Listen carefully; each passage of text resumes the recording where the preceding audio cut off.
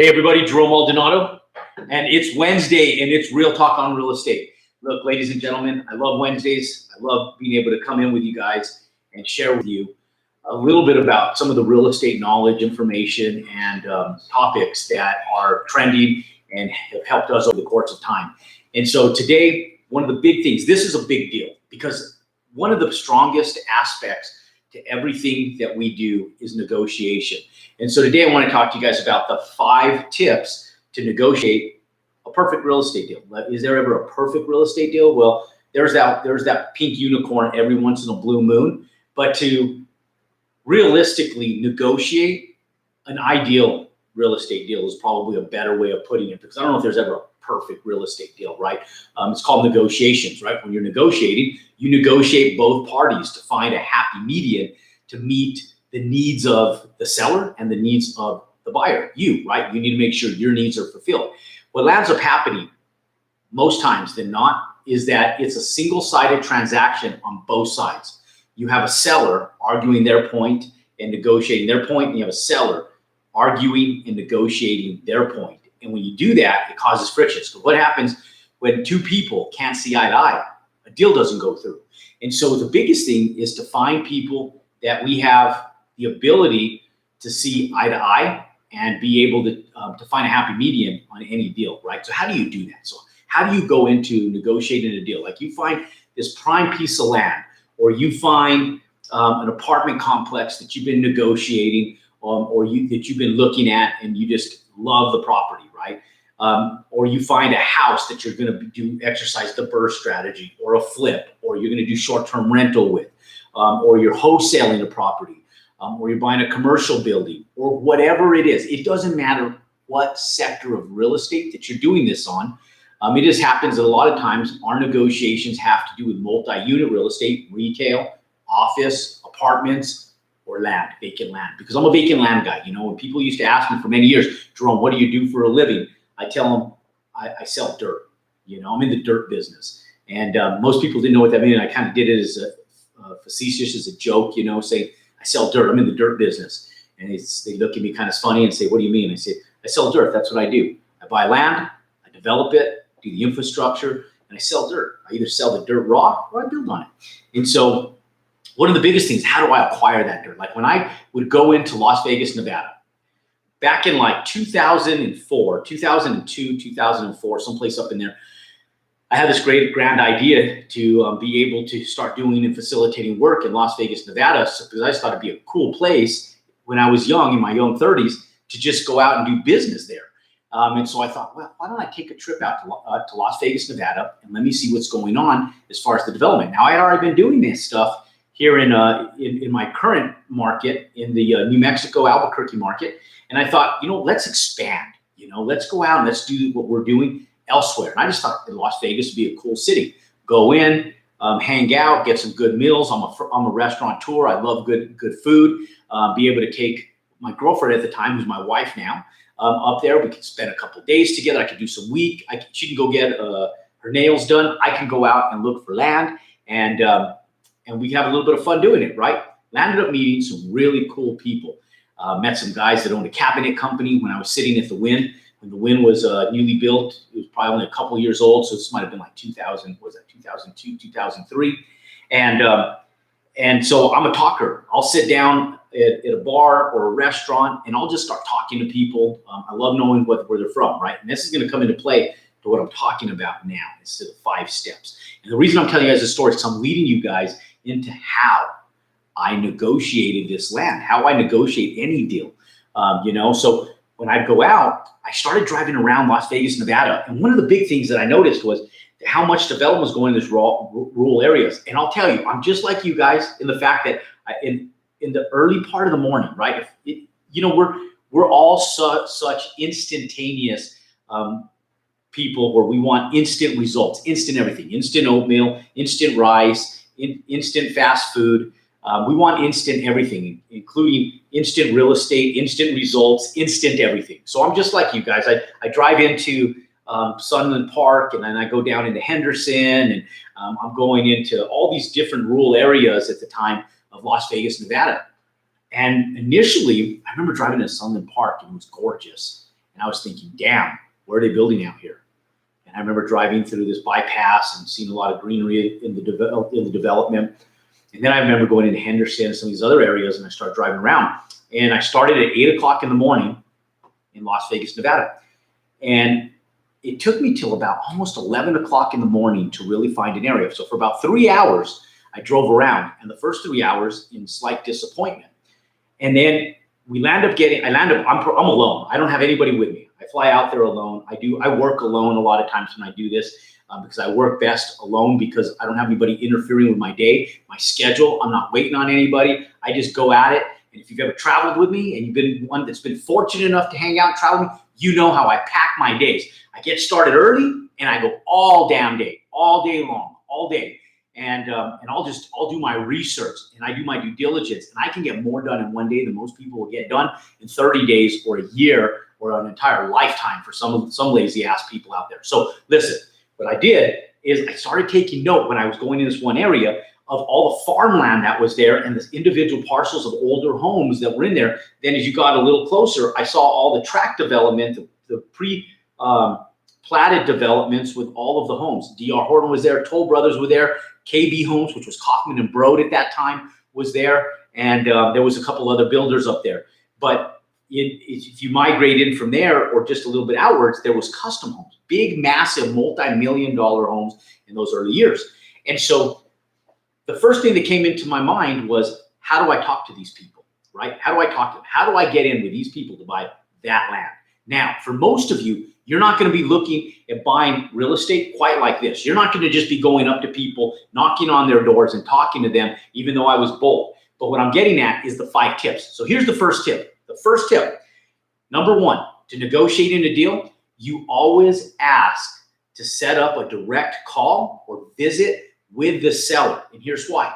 Now, 9 times out of 10 or greater, you're going to be doing this on the phone. It's not going to happen in person. Now, if you are in a local city and you have the ability to be able to sit down with them in person, even better. Invite them down to your local Starbucks, grab them a coffee, pay for the coffee. So many times I go with people and everybody makes it uncomfortable, saying who's going to pay for the coffee, who's going to pay for the meal, who's going to pay for that dinner, for that lunch. Look, let me tell you guys something. Listen to me. Let's get wealthy together. And every time you go out to dinner with somebody, pull out your credit card first and use it as a tax write-off.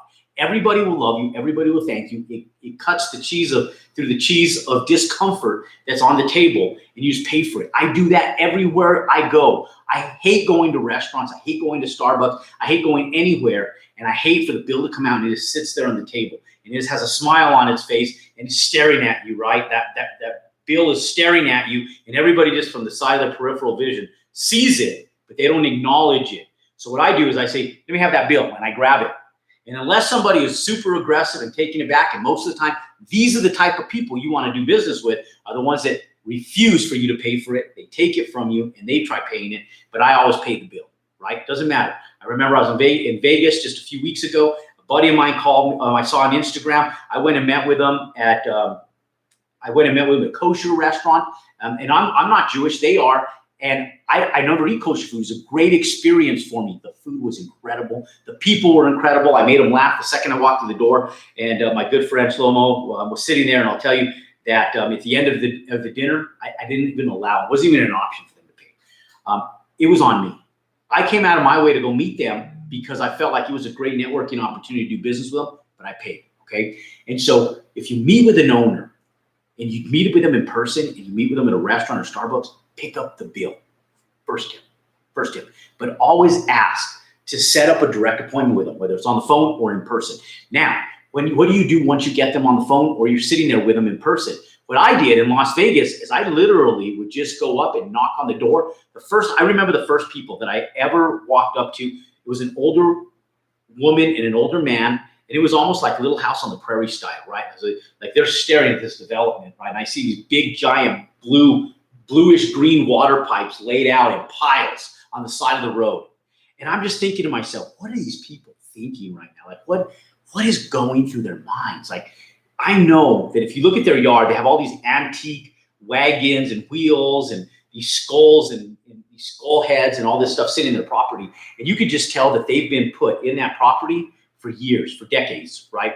Probably been there for 30, 40 years in their life. I can't remember anymore what the exact conversation was, but they've been there for a while.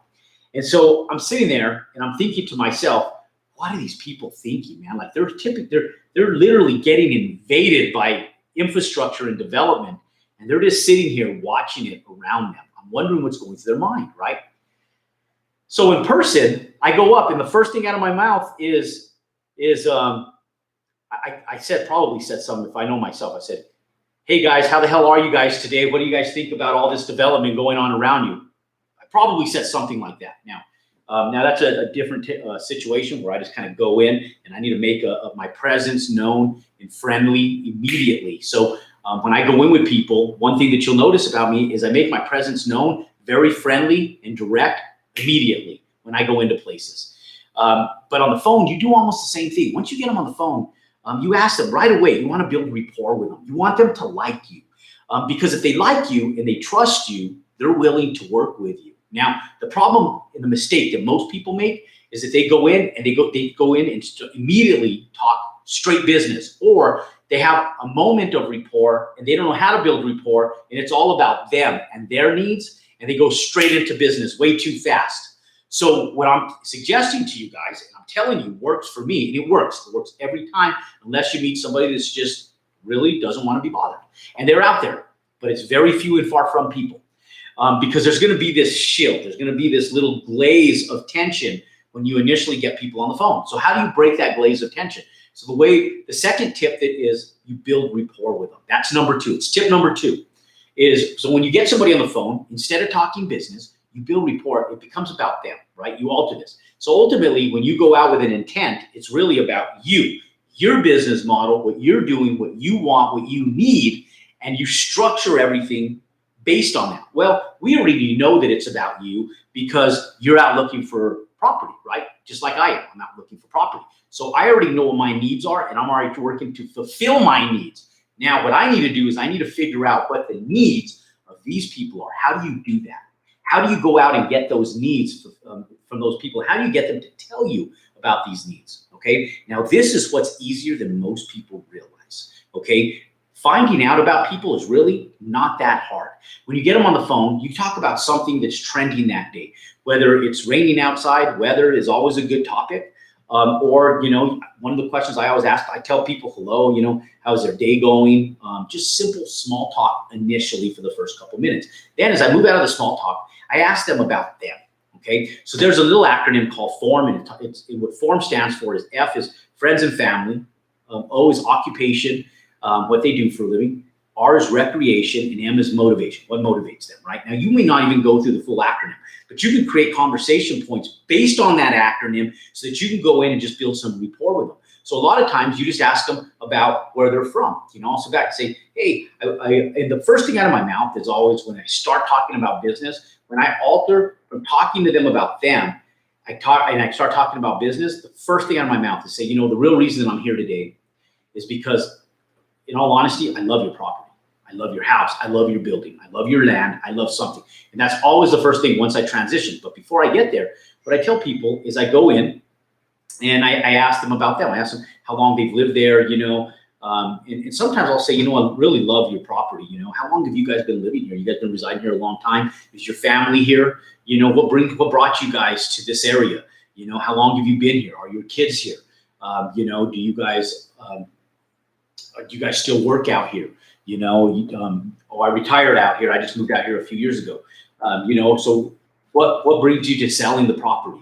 When I bought the building that I'm sitting in right now, I spoke to the gentleman. I talked to the realtor. I called her up.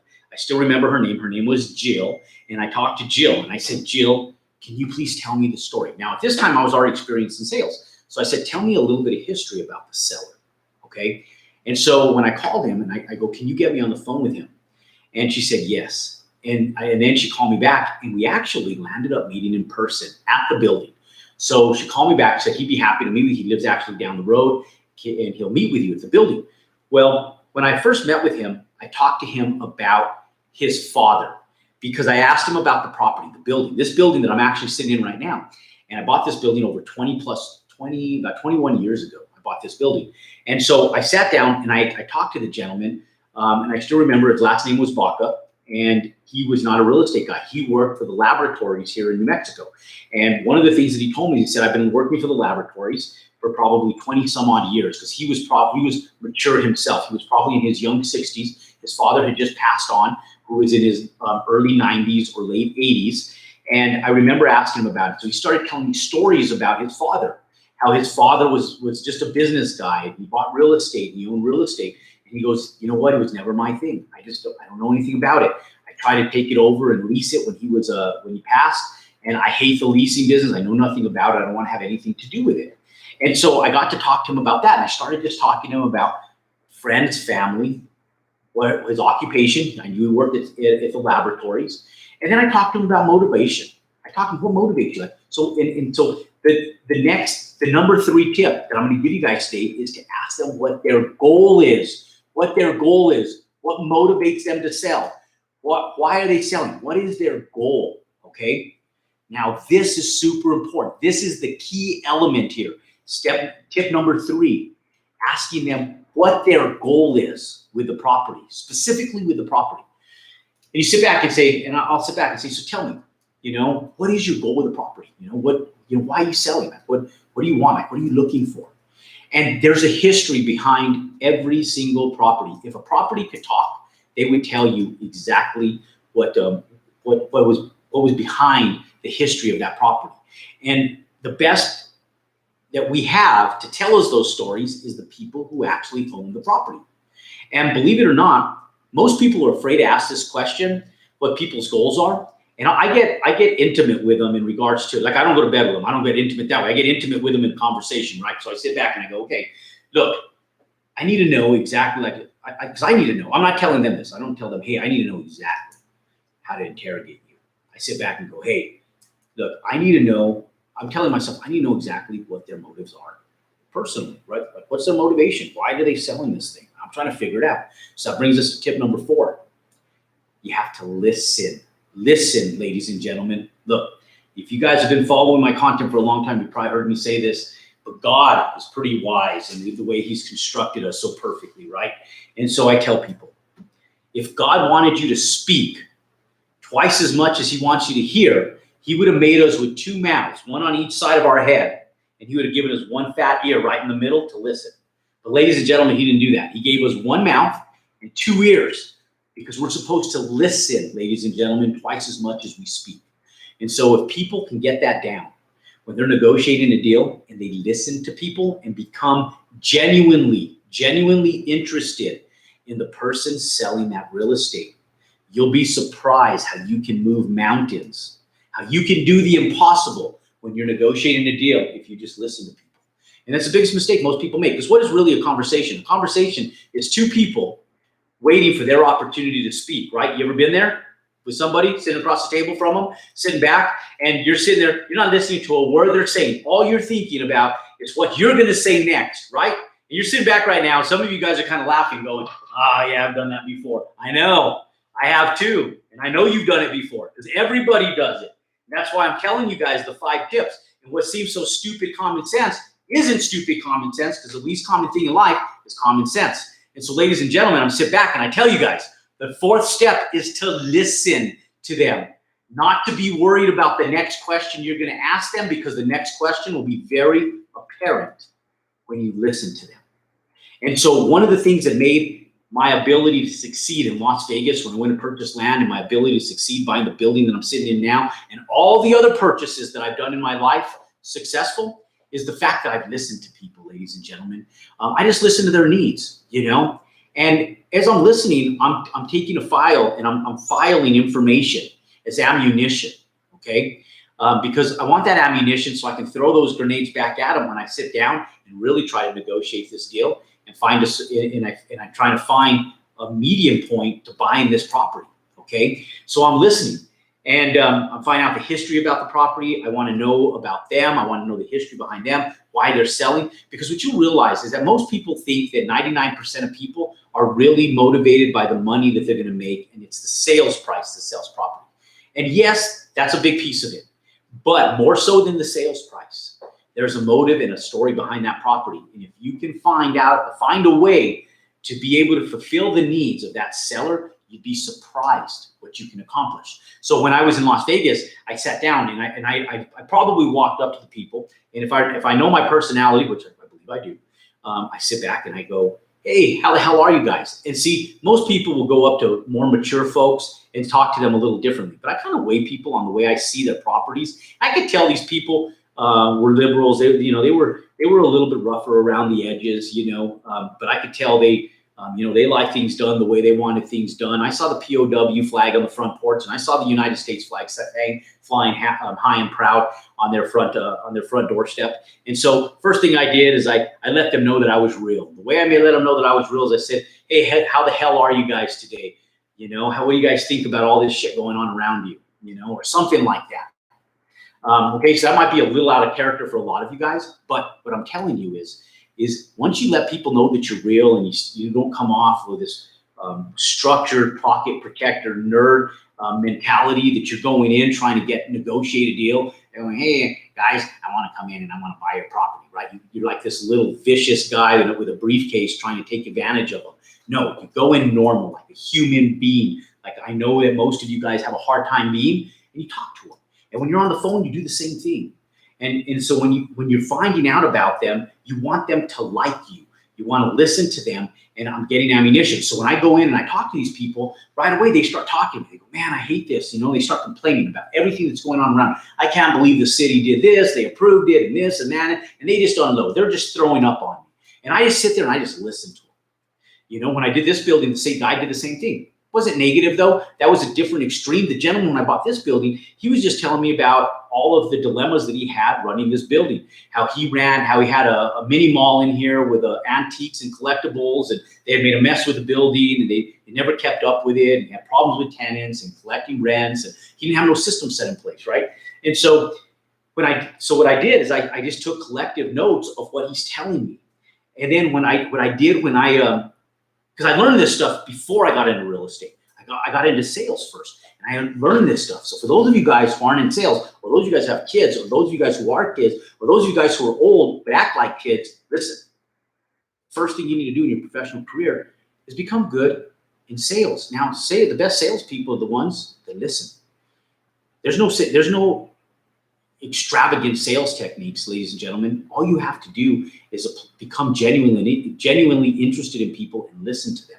And so when you listen to them, you need to become more interested in them than yourself, okay? And you need to make sure that you are looking to find out how to meet the needs of that seller, okay? And and that way you can better close a deal, right? You want to know how to service their needs. And so I'm not going to give you tip number 5 yet, okay? I think you guys have already gotten it, but I'm not going to give you tip number 5 yet. I'm going to give it to you guys here in a second. So look, once you guys realize that if you're a nobody, right, you already know what your intent is. So what I tell people is don't go in and throw up on people and tell them what your intent is immediately. They already know, okay? And don't be afraid to ask them what their intent is. Get intimate with them in conversation where you ask them, has it become a financial burden to you? They'll tell you, I promise. If you ask people things, they'll answer your questions. Not only that, most people haven't been listened to by anybody, including their husbands and wives. A husband and wife be sitting on the same porch, and that husband hasn't listened to that wife in years, and that wife hasn't listened to that husband in years. You got one? You know what I'm talking about? Ladies and gentlemen, I'm telling you, if you're willing to listen to them, they're willing to tell you. Because most people are not ever willing to listen to anybody. And so if you're that person that becomes willing to listen to them, become genuinely interested in their goals and their needs, now, tip number 5, ladies and gentlemen, all you have to do is find a bridge and match those needs, okay? Figure out a way how to fulfill your goal, and by doing so, doing it in a way where you're fulfilling theirs as well. So when I went to Las Vegas, one of the things I did with people in their land, I sat back and said, look, I know you love this place too. You wouldn't have lived here for so many years, but it's changing. So I know your feelings for the way where you live by listening to you and listening to all the dilemma that the city, the builders, everybody else encroaching on you has happened. I know that you don't love it here anymore. And I hate that. I hate that you guys don't love it here. And so I asked them, where do you guys ultimately want to be? Like if you moved from here, where would you go? What would be your next step? It still isn't about me, right? I'm asking them. And so they're telling me what their goal is, where they would move, where their next step would be. And I'm listening to them. And so different people, there's different strokes for different folks, ladies and gentlemen. And so I listened. These in particular people, they wanted to be by their grandkids. Their grandkids weren't even in the same state as them. But they figured, well, shoot, if I'm going to sell, I may as well move someplace that makes sense, right? Like there's not really a need for us to live in Las Vegas, Nevada anymore. Those people were those people. They sat back and they said, we really don't have anything here anymore. This was a great place. We raised our kids here, but our kids no longer live here. We have grandchildren, and our grandchildren I can't remember where they were anymore, but I remember them telling me they needed to move out. And I said, great. And so one of the biggest things is I knew that if I could find a bridge for that, I could sell these people a property. And I tell them, hey, I love your land. And I'll tell you that I'd love to buy it from you. What are you going to do with it? Well, since I can't fix the problem, I can help fix yours. I know what these guys are doing, and they're developing. So I want to come in here. I'm going to help squeeze you guys out, and I'm going to help with the infrastructure development that's going in. But that's not what's important to me. And at this point in time, they don't even know that I'm self-employed. They think I work for the companies that I'm doing the infrastructure for. Say, my goal is to fulfill your needs. So you guys tell me what you feel your property's worth, and I tell them what you guys need out of this whole thing, right? And so with these in particular people, they gave me a sales price. They hadn't even done research. And I remember the sales price was lower than I needed, right?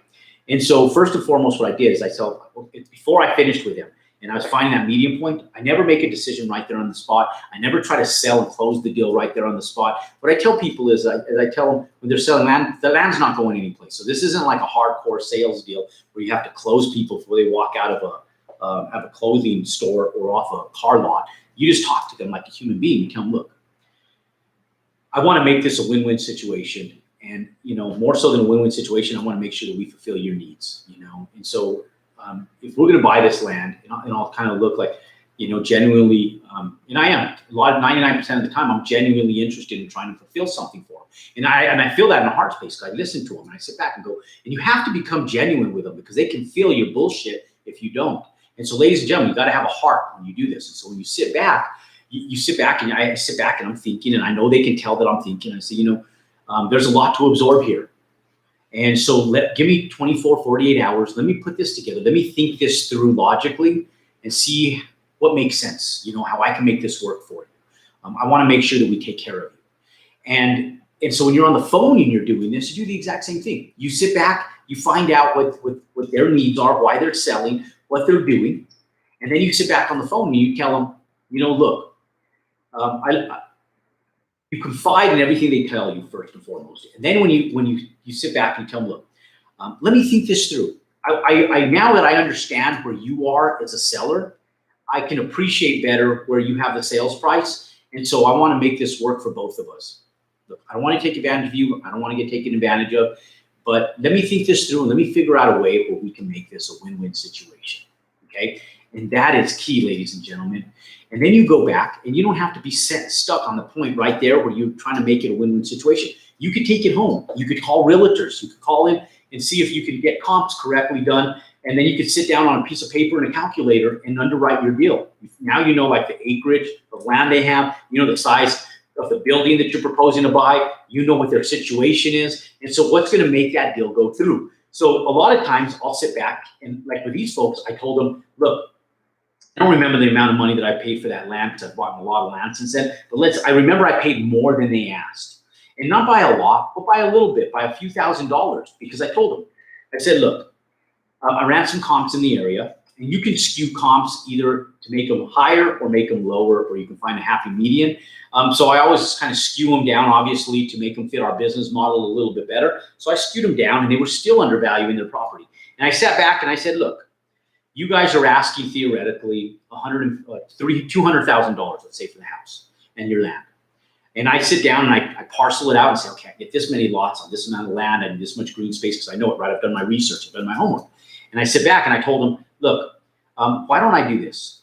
I'm gonna give you guys the full asking price of what you guys want for your house, but I'm gonna up that by like $5,000 or $10,000. This way you have $5,000, $10,000 to move.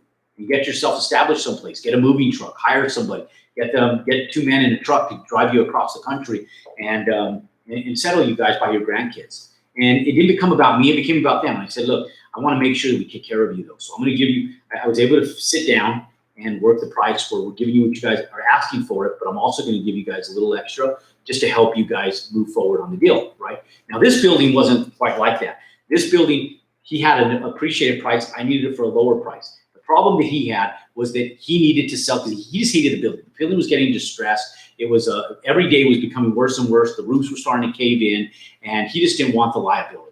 And so I was that solution, but I needed something from him. I needed owner financing at the time because my credit when I first bought this building was still not super great. I was making a ton of money, but my credit was sucked. It sucked. It was horrible. I drove myself into debt in the early 90s and worked my way out of it in the late 1990s, and I still had credit issues. So I came in and I said, hey, we owner finance this deal to me. The banks don't like it because it's empty, and I'll tell you, I can use 3 years of owner financing, and I will do X, Y, and Z, and let's take it off your hands. Let's close quick. That way next month you don't have to worry about it. Let's transfer the utilities and let's close quick. And I listened to him. I saw what his dilemma was, and I saw what his needs were. We were able to find a happy median. He gave me owner financing. I took it off his hands quicker, and I made it into a very viable property for more than 20 years. When I first bought this building, everybody told me there's no parking. It's not going to work. It's a horrible property. It needs to be torn down and be leveled. Ladies and gentlemen, here we sit 20 plus years later. I've made over $2 million on this property, and it was just off a simple negotiation. Every single deal happens because of how you negotiate people and how you listen to people, ladies and gentlemen. And so when we go in and we're looking at a piece of land right now, and Home Depot owns the land that we're buying, but we're looking to acquire. It's 20 acres. And Home Depot purchased the land. They went in and did their some entitlement research. And even big corporations make mistakes because the corporation is in the hands of average people. So somebody made a corporate decision to buy this land for Home Depot. And it's 20 acres, plenty of acreage. But the problem is there's wetlands on it. So what does that mean? Those wetlands, is it a flood zone? There's wetlands. What does the city feel about that? How are you going to build and develop it? What they found out is only 12 acres was developable. The other 8 acres was not developable. They couldn't develop it. Home Depot cannot develop that land to build a Home Depot on there.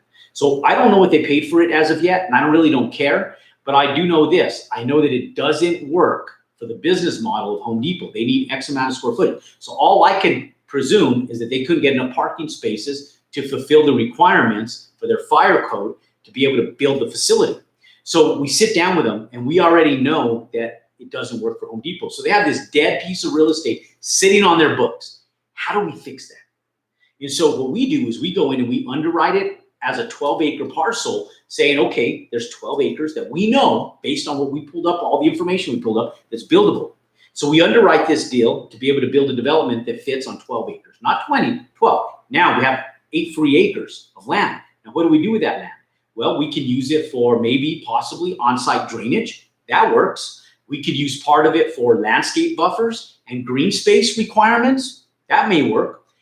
But we underwrite the whole deal as if it didn't work and it was just 8 acres of wasted property. We underwrite it with 12 acres. Now we go back and we talk to the corporate team at Home Depot and say, what is Home Depot? What is Home Depot's goal? Like, what do they need out of this land? Like, what is the deal? They obviously have a sales price, and the sales price is more than we want to pay.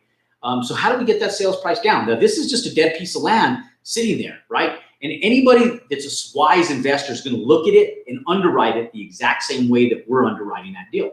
And so what we know about Home Depot is the fact that they're not going to sell that unless they find a naive buyer. Now, anybody looking for a 20-acre parcel is not going to be a naive buyer. They're going to be an educated buyer. And they're going to be somebody that knows how to do smart due diligence, because no one just goes out and buys a 20-acre parcel of prime commercial real estate in the middle of a busy city to sit on it and hold it for their grandchildren, right? I mean, very rare. Does it happen? Maybe, sometime, somewhere. But the reality is that more times than not,